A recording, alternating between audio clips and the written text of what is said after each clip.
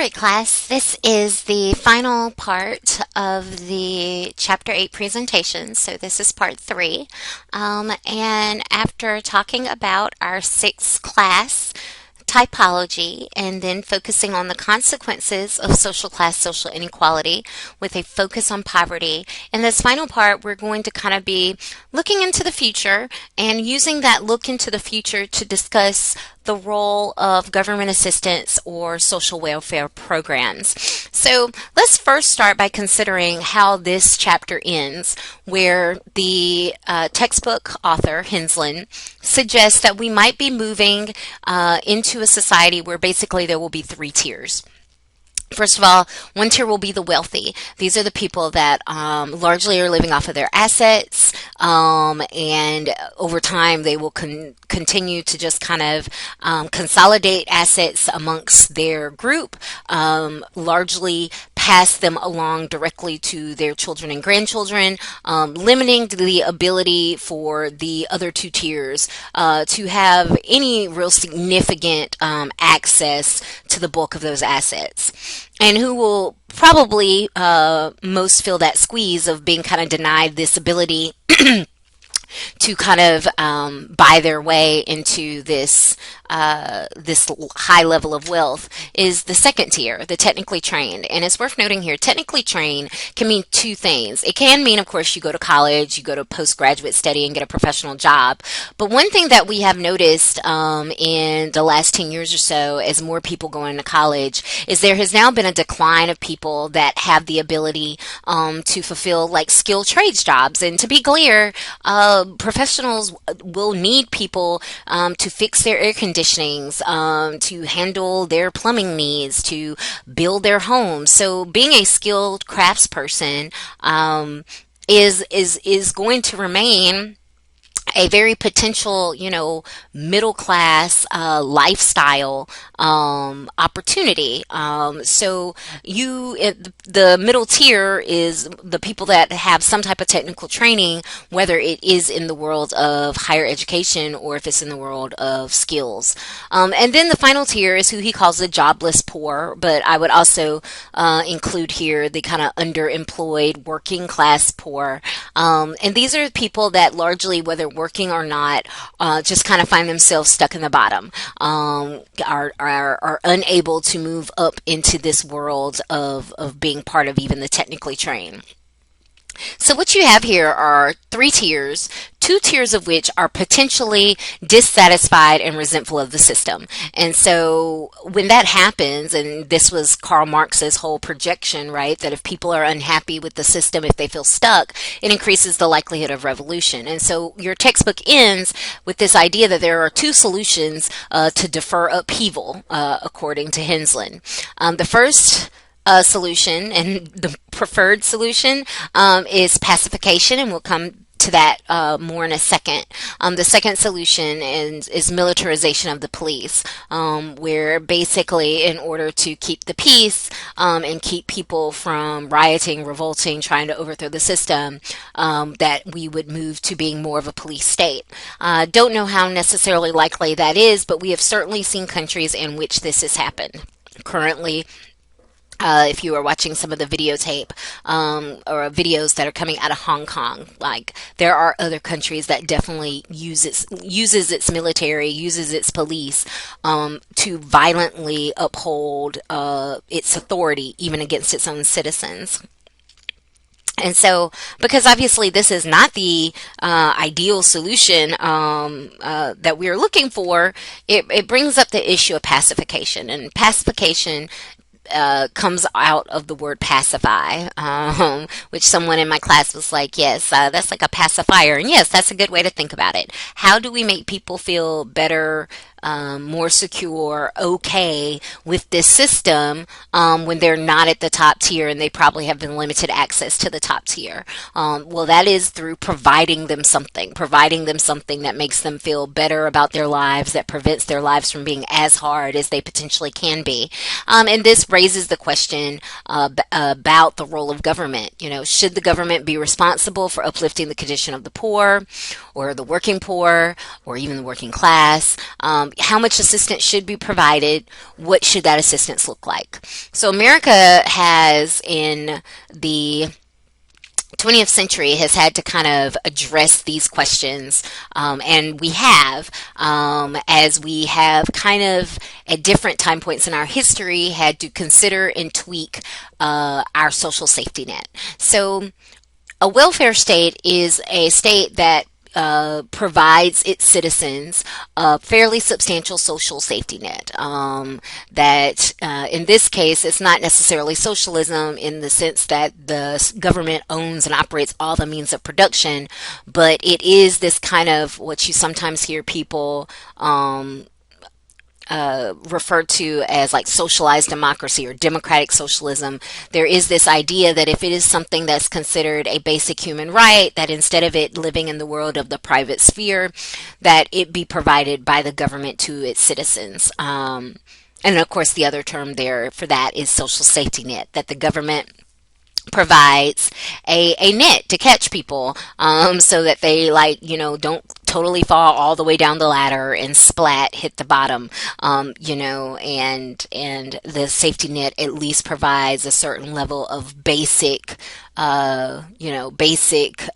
goods, services, to help people meet their basic needs. And so America doesn't really have a very long and established history of providing these types of services, of being a welfare state. The kind of individualistic, non-collectivist attitudes and beliefs that form kind of American ideology has largely led to resistance against these types of programs. There are two time periods in our American history where these programs were established in a real kind of focused, concentrated type of way. And then there's a third time period where then it was significantly tweaked. So we call these the waves. So the first wave of government assistance was the New Deal programs, and that was, of course, associated with Franklin Delano Roosevelt. And I give you a really good history.com website to go check that out. But what you should know here is that coming in the 1920s out of the Great Depression, America's economy had been devastated. And there was a real concern about how we as a country were going to get back our economic footing. And so what FDR did was a broad range of programs. What is maybe most commonly known is, of course, his kind of job fair workforce programs, right, where he created all types of work opportunities, in some cases really almost just fake work opportunities, basically as a way for the government to pay its citizens to get out and do something. Because he was like, people need people do need money, and then B, they also need to feel like they're working for it. So there was, this is how a lot of our national parks got established. This is where there was a big push to build roadways and bridges all throughout the United States. There were arts-related programs, history-related programs. This is where they collected the slave narratives from people who had still been alive in slavery. And so basically all of this was the government paying its citizens to do these jobs. So instead of the labor market being kind of operating along kind of market forces related to supply and demand, you have the government itself providing opportunities. And people are sometimes pretty aware of that. What they're less aware of is there are several government assistance programs that exist today that got their start during this time period. Two of which, Medicare and Social Security, are both geared towards the elderly. Medicare, of course, being the government provided health insurance for the elderly. They are paying to it throughout their lives, although it's worth noting for the current elderly, because of how long they're living versus how long some of them were in the labor market. For the most part, people do not necessarily pay into that generation, at least, did not necessarily pay into it as much as kind of future generations have. But nevertheless, government provided health insurance regardless of income. And then, of course, Social Security, very similar in that you pay into the system and then you receive a cash benefit based on how much you paid in. And this was mainly geared towards the elderly for two reasons. Number one, the elderly, as discussed in presentation 2, are a group that is oftentimes vulnerable to poverty. And you don't want these particularly vulnerable elderly people to necessarily to remain in the labor market, because then they're preventing opportunities that could possibly be held by younger people who maybe have children and dependents. So it was kind of like, we'll give you a little money and we'll cover your health care, elderly people, in agreement that you are going to move out of the labor market and free those opportunities up for someone else. So Social Security and Medicare are still two programs today, and they got their start under FDR. He also, although it was not called AFDC, he offered a benefit to women who had been abandoned or who were widowed, and needed help to take care of their children. At the time, it was largely limited to just that, women who had either been abandoned or widowed, as well as largely white women. But that program definitely laid the groundwork for later programs set up to assist single parents, particularly single mothers. So though that was the New Deal, and although we talk about the New Deal today in fairly glowing terms, at the time, that was the first time America had really introduced anything program-wise into our country's government and policies that to some people kind of reeked of socialism. And so just because we talk about FDR's New Deal in largely glowing terms now does not mean that that's how people talked about it then. He definitely received some pushback, particularly from people that were wealthier and less impacted from the Great Depression.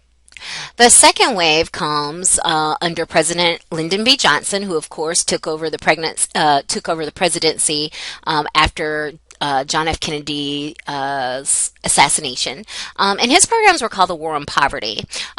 So in addition to the programs that had already been established by Franklin Delano Roosevelt, Lyndon B. Johnson was concerned because during the 60s, after World War II, which economically World War II really saved America's economy. It's part of what allowed America to fully bounce back after the Great Depression.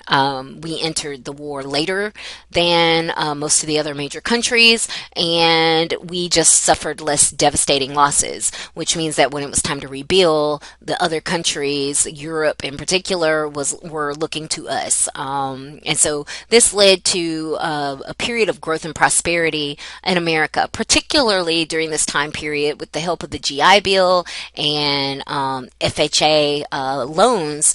A lot of whites who had been working poor, working class, found themselves moving into the middle classes, into the newly created suburbs that were now popping up around America. But there were two groups of people primarily left behind, and that was minorities, particularly African Americans, and Latinos, as well as the rural poor.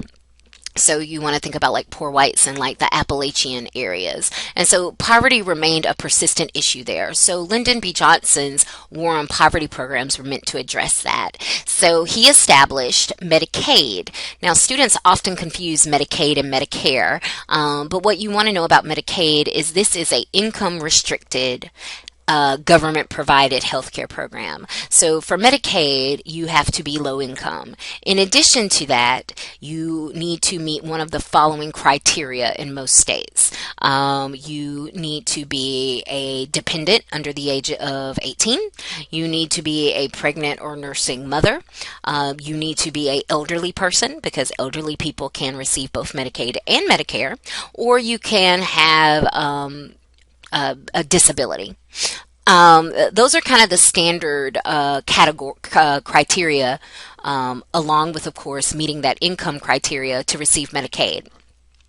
When Obama passed the Affordable Health Care Act, States were given the opportunity to expand Medicaid so that it would cover individuals in their state, an expanded range of individuals in their state, largely just based on income, meaning that even if you didn't fit those other criteria, if you fit the income criteria, that you would be Medicaid eligible.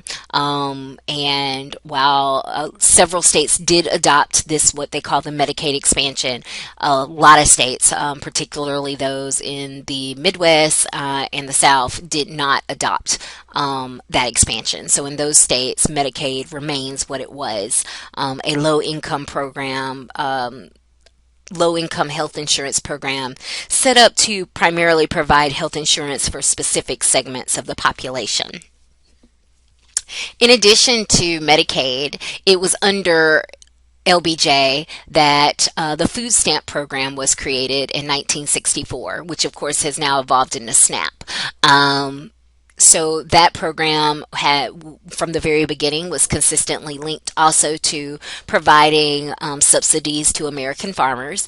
So it kind of goes hand in hand, that we subsidized American farmers so that even if economically it is a rough year to be a farmer, that they receive subsidies for the crops they grow and the livestock they raise, even if the economic market is not compensating them at the same rate.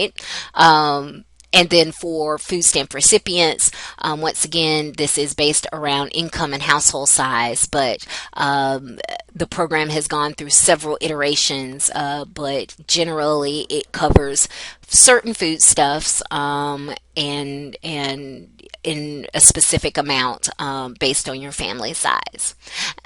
The final program I want to emphasize from the War on Poverty is that LBJ built on Franklin Delano Roosevelt's program providing cash assistance to widows and abandoned women, and he formalized this into a program called AFDC. Aid to families with dependent children. AFDC kind of took off the requirements that you had to be widowed or abandoned. It made it possible for women who had never been married to receive this assistance, and it stopped being racialized. It was pretty much open up to all women, and it provided cash assistance for each child under the age of 18 that you have in your household.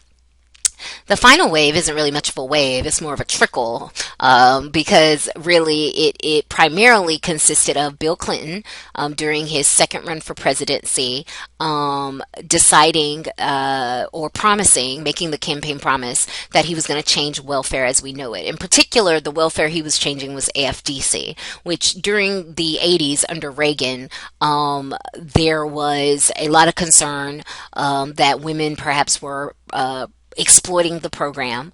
Ronald Reagan campaigned on that idea of the welfare queen, and it became very racialized, and people's sentiments turned against providing assistance to poor women for their children. And so when Bill Clinton ran for the second time after the Monica Lewinsky scandal, he made the promise that he was going to end welfare as we know it and bring dignity back to work. And he kept that campaign promise by ending welfare as we know it, at least in the terms of he turned AFDC into TANF. And the key thing to know about TANF is right there in the first letter, T. Temporary. It is temporary assistance to needy families. So instead of it being a federal run program the way AFDC was, TANF is a block grant given to the states, and the states get to set up their own criteria with the caveat that no state can allow a family to receive the assistance for longer than 5 years. But it's worth noting that some states have clocks as short as 18 months. In most states, you can start and stop your clock, but you can't extend your clock just because you have more children. In the states, there was also the federal requirement that you had to make recipients either go to school, go to job training, or get a job in order to be eligible for TANF. Additionally, some states added things like a requirement that people show, usually it was women, so I will say women show that they had attempted to receive child support, to acquire child support from their child's father, before being eligible, for being for utilizing TANF. And it's worth noting because economically during the Clinton years, America was largely in a good place, that initially TANF seemed pretty successful. It definitely dramatically reduced the welfare rolls. It wasn't until we entered into the beginning stages of the recession that came about a decade later, that we realized kind of the perilous position that we were putting children in particular, because oftentimes low-income mothers, for a variety of reasons, are not the ideal job candidate, for a lot of employers, and they found themselves last hired and first fired, and so they became economically vulnerable again. But most states did not account for this by adjusting their time clocks. So instead, what would happen is that women would time out of receiving assistance, and would have to find a way to make ends meet. And that is why that during the recession years, in a lot of states, we saw child poverty rates in some cases skyrocket, as high as, as close to 30%, which means that, almost 1 out of 3 children in some state were at or below the poverty line, which is pretty, which is pretty scary if you think about it. So that is what we have done. What's next?